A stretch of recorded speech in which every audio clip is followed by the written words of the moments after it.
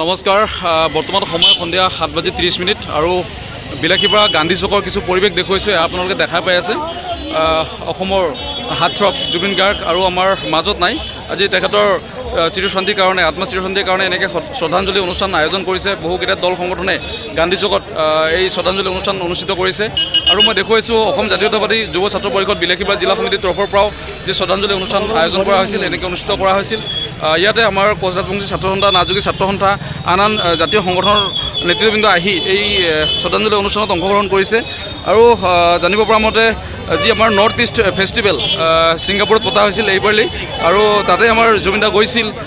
আৰু আজি সন্ধিয়াৰ ভাগত কিবা অনুষ্ঠান আছিল বুলি শুনিছোঁ কিন্তু আবেলিৰ ভাগত অলপ সময় পোৱাৰ কাৰণে তেখেতে হয়তো অলপ ফুৰিব গৈছিল যি লেজাৰ আইলেণ্ড এই লেজাৰ আইলেণ্ডত তেখেতে ফুৰিব গৈছিল প্ৰায় 16 গৰাকীকৈ ব্যক্তি আছিল একেলগে এখন নাৱত একচুৱেলি কিন্তু দুৰ্ভাগ্যজনকভাৱে তাতে হয়তো অলপ গা ধুবলৈ নামিছিল হয়তো সেইখিনি সময়তে দাদাৰ কিবা আকস্মিক কিবা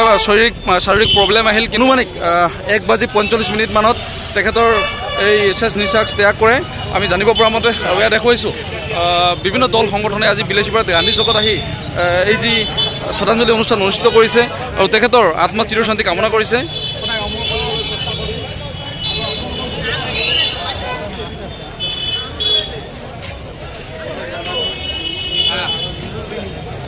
নমস্কাৰ বৰ্তমান সময় 7:30 সন্ধিয়া আৰু আমি আছোঁ বিলাসীপাৰা গান্ধী চকত আৰু গান্ধী চকৰ কিছু পৰিৱেশ দেখুৱাইছোঁ বিভিন্ন দল সংগঠন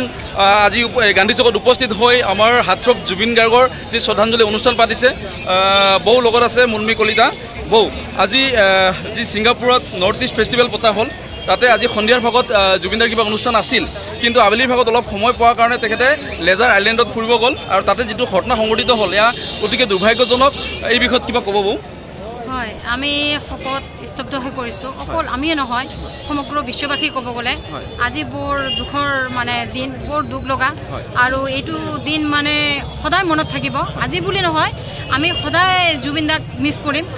আৰু আমি মানে এটা যেন আমাৰ অসমৰ এটা বহুত ডাঙৰ সম্পদ হেৰুৱালো আৰু এই সম্পদ আমি কেতিয়াও ঘূৰাই নাপাম এনেকুৱা ধৰণৰ অকল আমি স্মৃতিহে ৰাখিব পাৰিম কিন্তু আমি ঘূৰাই কেতিয়াও নাপাওঁ শেষত জুবিনদাক কি ক'ম আমাৰ ক'বলৈ ভাষা নাই আৰু গৰিমা বৌ ভগৱানে শক্তি দিয়ক যিহেতু তেওঁৰ পত্নী মানে কেনেকৈ থাকিব আমি নাজানো কাৰণ আজি তাইৰ বেদনা তাই নিজে গম পায় যে কেনেকুৱা আমি অকল মুখেদি ক'ব পাৰিম বা আমি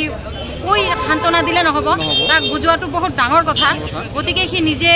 বুজি ল'ব লাগিব যে সিও মনত ৰাখিব লাগিব যে তেওঁৰ স্বামী মানে সদায় অমৰ হৈ থাকিব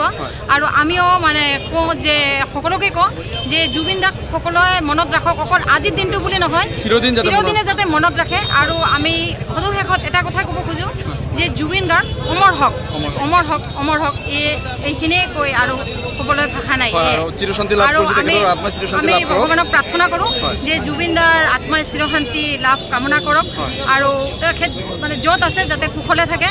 আৰু মানে তাৰে পৰাই যাতে তাৰ মানে সি যাতে সকলোকে মানে তাৰ এটা আশীৰ্বাদ পায় বা সকলোৱে ধুনীয়াকৈ মানে চলি থাকিব পাৰে আৰু আমিও সকলোৱে প্ৰাৰ্থনা জনাওঁ যাতে জুবিনদাৰ আত্মাই চিৰশান্তি কামনা লাভ কৰে হয় এনেকৈ আজি বিলাসীপাৰা গান্ধী চকৰ কিছু পৰিৱেশ দেখুৱাইছোঁ সঁচাকৈ আমাৰ মনত প্ৰশ্ন এটা উদয় হয় নৰ্থ ইষ্ট ফেষ্টিভেল ছিংগাপুৰত কিয় এই কথা আমাৰ মনত প্ৰশ্ন উদয় হয় আৰু আজি নৰ্থ ইষ্ট ফেষ্টিভেল নৰ্থ ইষ্টত হ'ব লাগে এয়া ছিংগাপুৰত কিয় এয়া বিভিন্ন দল সংগঠনৰ দাবী আৰু এয়া আমিও দাবী জনাইছোঁ বাবু নৰ্থ ইষ্ট ফেষ্টিভেল নৰ্থ ইষ্টত হ'ব লাগে ছিংগাপুৰত কিয় আজি লেজাৰ আইলেণ্ড ছিংগাপুৰৰ লেজাৰ আইলেণ্ডত যিটো ঘটনা ঘটিল আমাৰ হাৰ্টথ্ৰব জুবিন গাৰ্গ তাতে আজি প্ৰাণ হেৰুৱাবলগীয়া হ'ল তো আমি এই বিষয়ত কি জনাব আমি দাবী জনাইছোঁ যে নৰ্থ ইষ্ট ফেষ্টিভেল ছিংগাপুৰত কিয় নৰ্থ ইষ্ট ফেষ্টিভেল অসমত হ'ব বা নৰ্থ ইষ্টৰ কোনোবা এখন ৰাজ্যত হ'ব সেই নৰ্থ ইষ্ট ফেষ্টিভেল ছিংগাপুৰত কিয় আমি দাবী জনাইছোঁ